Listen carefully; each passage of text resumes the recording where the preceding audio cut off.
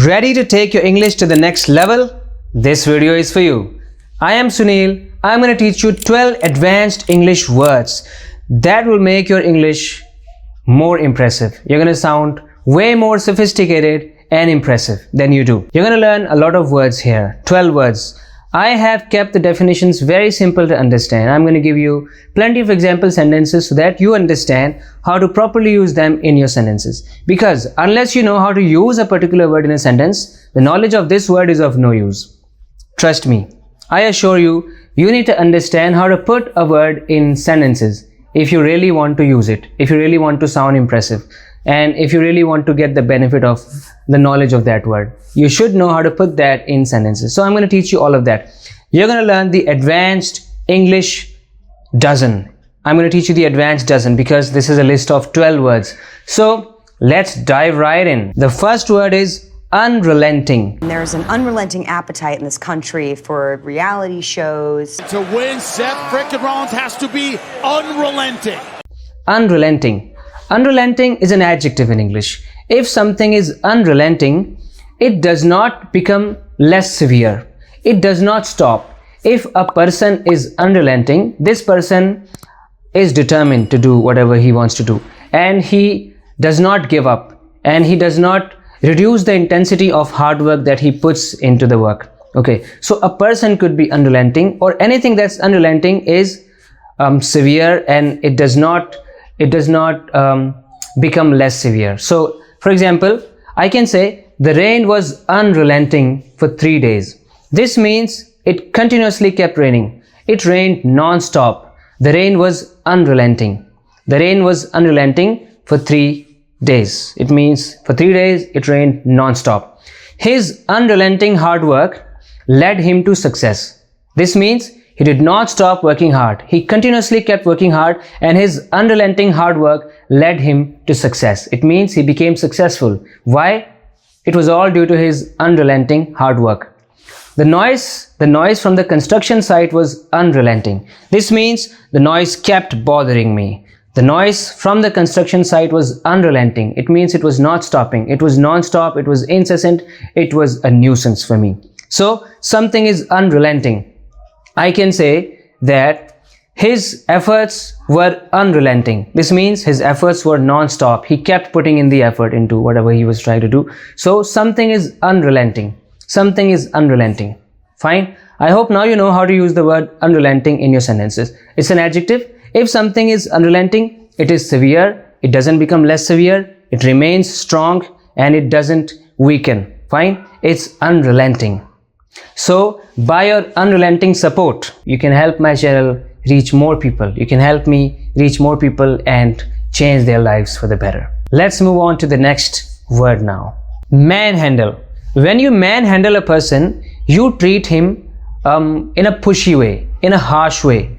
You handle someone very roughly. This means you're manhandling that person. All right, you don't have to manhandle me. In case you felt manhandled or...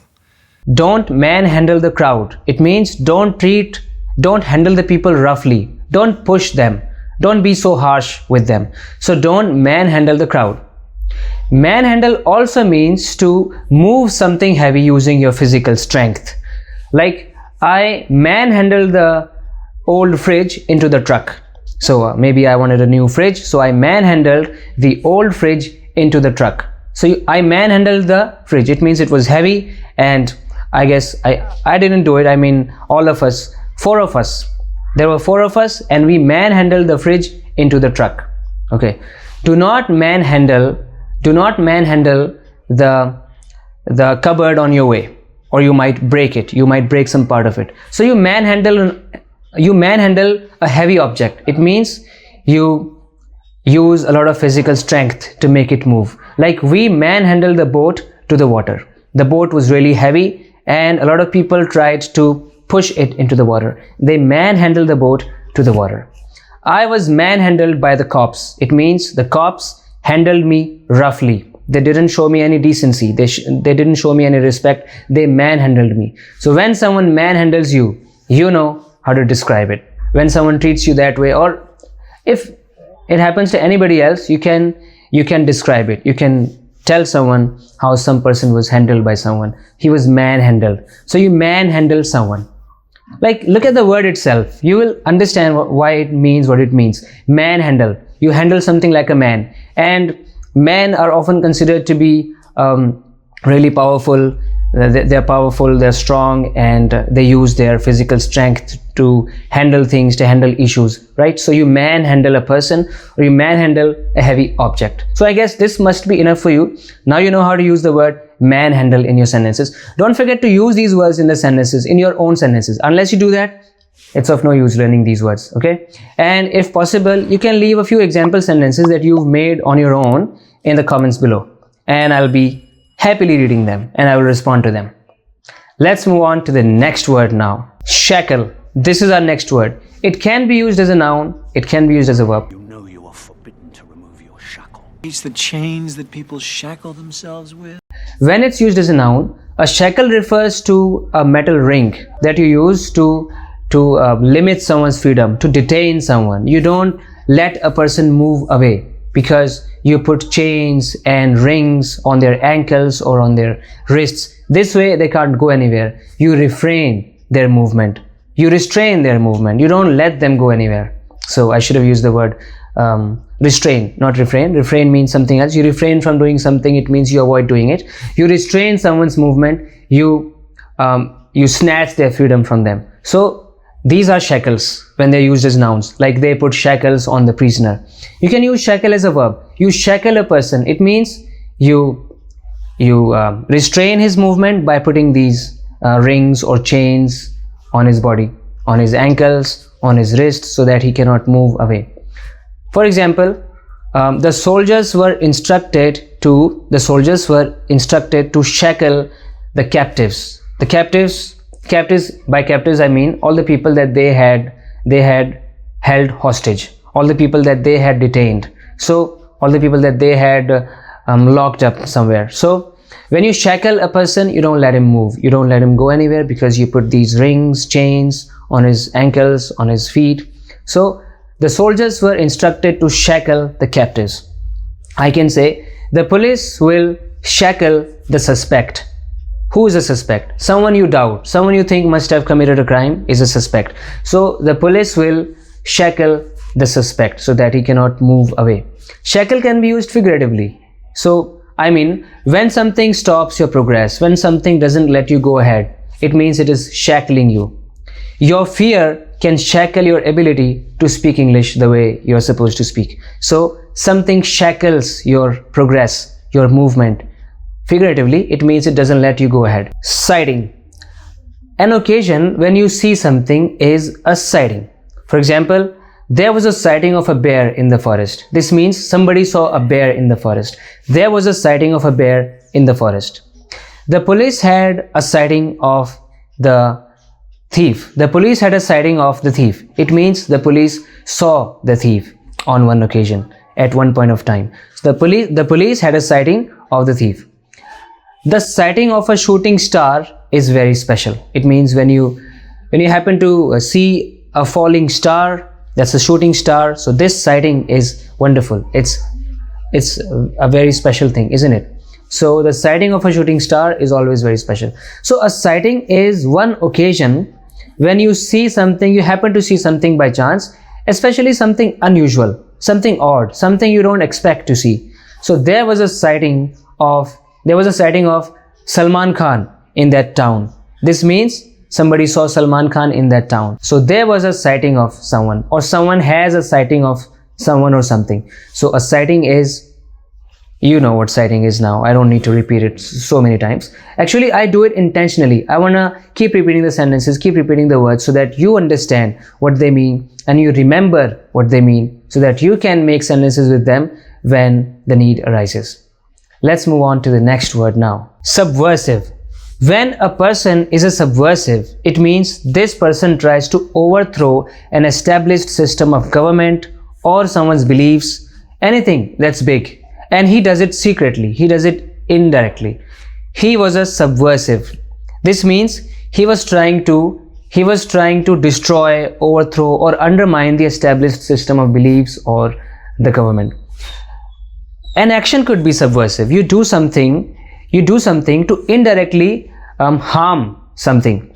You harm the reputation of something. Okay, so you undermine something. You overthrow the established beliefs or system, some political system. For instance, he was blamed for printing subversive posters. The posters were subversive. It means the posters were indirectly trying to harm someone's image, someone's reputation, right? So the movie was banned for its subversive story. The story was subversive. It means the story was intended to harm, to spoil someone's image, someone's reputation, secretly, indirectly. So you overthrow a political system, or you attack, you damage somebody's beliefs. It means you are acting as a subversive. So a subversive, a person could be a subversive, or something could be subversive as an adjective, like the poster was subversive, the movie was subversive, his story was subversive, the image was subversive. When something is subversive, it is intended to harm someone's image, someone's reputation. It is intended to damage, undermine someone or something. Subversive. Distraught. Distraught is an adjective.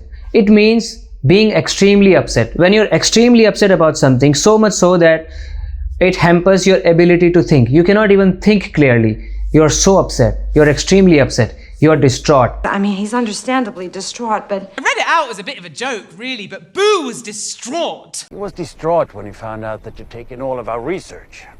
Begin to use this word. Start using this word to sound more sophisticated. For example, he was too distraught to speak about the accident. He was so upset, he was so devastated that he didn't have it in him to talk about the accident. He was too distraught to speak about the accident. Remember the structure? You are too something to do something. I'm too old to go there. It means I'm so old that I cannot go there. You are too young to watch this movie. This means you need to grow older to watch this movie. You're too young, so this movie is not suitable for you. So he was too distraught to speak about the accident. He was distraught, or he became distraught when he heard about the accident. When he heard about the accident, he became distraught. He became extremely upset. Okay, don't be distraught. You can ask someone not to be distraught. Don't be distraught. Everything will be fine. Everything will fall into place. Don't be distraught. Okay, so it's just another way of saying that someone is extremely upset. He's so upset that he cannot even think clearly. So the mother was distraught because her son hadn't been found yet. Because her son hadn't been found, she was distraught. Why are you distraught? I am not distraught. Don't be distraught. He was distraught. He became distraught. So distraught is an adjective. Someone is distraught. He was distraught. He was distraught because he was lost. He didn't know the way to his house. He was distraught. Someone is distraught. He was distraught because he was on a deserted island and he did not know how to go home. He was distraught. Warily. The next word is warily. It means carefully, cautiously. You think there may be a danger. You think something might go wrong. So you do something warily. I opened the door warily. I thought some ghost might open the door. So I opened the door warily. The cat walked warily. She was afraid that there might be a dog around the corner. So she walked warily. Okay. I answered the phone warily. I thought something was going to be wrong. Something was going to go wrong. So I answered the phone warily. I was walking warily at night because it was night time and anything could go wrong at night. Robbers, there could be ghosts, there could be dogs that might give you a tough time. So you do something warily because you think something could go wrong and you're scared, you're afraid something could go wrong, and you do something warily. So isn't it a very sophisticated word? You can use it to sound really impressive. You do something warily. You know how to use this word now, don't you? The next word is restrain. Earlier, I brought it up when I was trying to explain the meaning of a particular word. So when you restrain someone, you prevent him from doing something. You prohibit him from doing something. You stop him from doing something. Okay, or Some object could refrain you. It means it limits you. It doesn't let you move. Or you could refrain something. Okay. So put on your seat belt. It will refrain you in the event of an accident. If God forbid there is an accident, the seat belt will refrain you and it will save your life. It could save your life when something like that happens. So something restrains you. I restrained myself from leaving a comment. So I wanted to make a comment, but I refrained myself from doing it. I restrained myself from doing it. Okay, refrain and restrain. Learn about them. You restrain yourself from doing something. You refrain from doing something. So don't use a reflexive pronoun after refrain. Use a reflexive pronoun after restrain. You could restrain yourself from doing something. It means you stop yourself from doing something and you refrain from doing something. I refrain from smoking. I refrain from stalking people online. So refrain. The police refrained the suspect. It means he did not let him move away. So you refrain someone or you refrain something. You don't let it move. Okay. Refrain. I know you can use it now. Incidental. When something is incidental, it happens by chance. It occurs by chance. It is not intended. You don't intend to do it. It just happens. If something is incidental, it happens in connection with something else by chance. So for example, when I went to the mall to do some shopping, parking was an incidental cost. It means I hadn't planned it. Parking was an incidental cost, right? So I can say, I went to the store, I was buying something, and I had an incidental meeting with my boss. So I happened to see my boss at the store and we had an incidental meeting. It means this meeting was not planned. I did not go to the store to have this meeting. The meeting was incidental. While I was researching for my project, I found some incidental facts. So I was not looking for these facts. I just happened to know about them. I just happened to come to know about these facts because I was not actually looking for them. I was doing something else, and in connection with this, I happened to find out about these facts. So these facts were incidental. If something is incidental, it is not planned. It is not intended. It occurs by chance. It happens by chance. Incidental. Okay. So this comment was incidental. Something is incidental. What can I say? I can say my meeting with him was incidental, or my fight with him was incidental. I did not prepare myself for the fight, or I did not plan the fight. It was incidental. I was trying to do something else and then he provoked me and we had an incidental fight. Tractable. Tractable is also an adjective. When something is tractable, it is easy to deal with. It is easy to manage. It is easy to handle. It's manageable. Manageable is a synonym of the word tractable. Something is tractable. The teacher found the students to be tractable. It means the students were easy to deal with. They were not very complicated. So the teacher could easily handle the students. The students were tractable. I want to make my dog more tractable. This means right now it's very difficult to handle the dog. I want to make it more tractable. The horse became tractable. It became easy to deal with. It became easy to influence, easy to handle. The horse became tractable.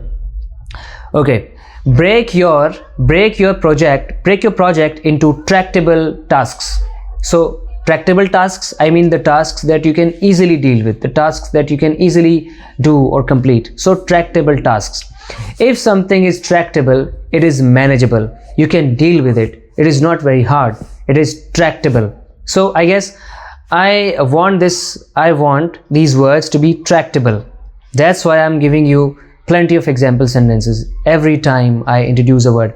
Every time I introduce a word, I give you multiple examples so that you understand how to use it in multiple example sentences. And I want these words to be tractable. Okay, you should find these words tractable. It means easy to deal with, easy to handle, easy to use. So when something is tractable, you can easily influence it. It could be a person or it could be a thing. By now you know how I repeat these things, how I keep saying them again and again so that you understand, you hear the words over and over again so that it becomes super easy for you to use them in your sentences when the need arises. Unconscionable. Have you ever wondered how to describe a person who does something really immoral, really bad, and you begin to detest this person? So when something is unconscionable, it is something that's immoral, it's something that's really bad, and a person should be ashamed if he has done it. Like lying to someone who trusts you is unconscionable. Okay, it should make you feel ashamed. It's really bad, it's immoral. Okay, so it is unreasonable, unacceptable, unconscionable. Okay, I can say taking credit for someone else's work is unconscionable. It's really bad. Okay, unconscionable. Leaving a child alone in a car is unconscionable. Leaving a child alone in a car is unconscionable. Charging 5,000 rupees for such a normal chair is unconscionable. It's too bad. You should be ashamed. You are demanding 5,000 rupees for this chair. Such chairs are sold for 1,000 rupees per piece, and you're charging 5,000 rupees per piece. It's unconscionable. So when something is very bad, a person should be ashamed because he's doing it. It means it is unconscionable. This act of his is unconscionable. Now you know how to use the word unconscionable. And let me tell you, learning so much from the channel and not subscribing to it is unconscionable. I'm saying it in a funny way. It's not unconscionable. It's up to you, but I still request you to subscribe to the channel if it's really adding value to your life, if it's really helping you learn something, if it's really helping you become a better version of yourself. So it would be unconscionable not to subscribe. Believe me. Barbaric. If something is barbaric, it is cruel. Okay, it is brutal. It's really bad. It's barbaric. Like the king was known for his barbaric punishments. He used to punish people brutally, mercilessly. It was a barbaric act. It means somebody did something unconscionable. It was a barbaric act. So when some act is barbaric, it means you don't expect such an act from a sophisticated person. So what he did is quite unsophisticated. It's barbaric, and like he showed barbaric behavior. His behavior was barbaric. He was cruel, he was merciless, he was unsophisticated, so barbaric. So these rules are barbaric. It means they do injustice to so many people, and these rules are unconscionable. It's unconscionable to apply such rules, to make such rules. So it's barbaric. These rules are barbaric. This punishment was barbaric. This law is barbaric. So something is barbaric. If something is barbaric, it's cruel, it's brutal, it's really bad, and someone who follows this kind of procedure or somebody who shows this kind of behavior is unsophisticated, and his acts are unconscionable. There you have it. 12 words to instantly level up your English. Which one was your favorite? Make sure that you create some example sentences on your own using the words that I taught you in this video, and leave some of them in the comments below. I would love to see them in the comments. I hope you liked the video, you loved the video. If this video deserves a thumbs up, do give it to it. Give this video a like. Subscribe to the channel if you haven't already. I will meet you in the next video lesson. Till then, take care. Bye bye.